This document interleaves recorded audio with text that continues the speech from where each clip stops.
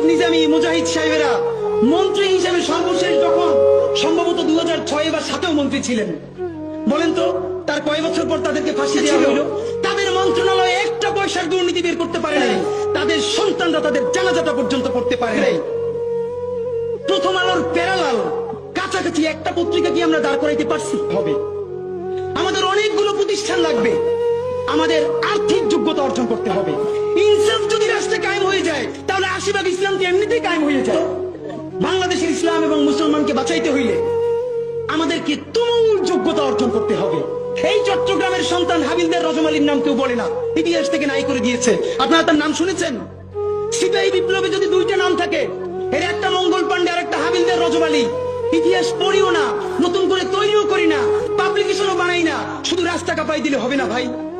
হাবিলদার রজমালি এই ব্রিটিশদের বিরুদ্ধে পার্বত্য অঞ্চলে যুদ্ধ করতে করতে পার্বত্য চট্টগ্রামের ঘোড়া নিয়ে ঢুকে গেছে।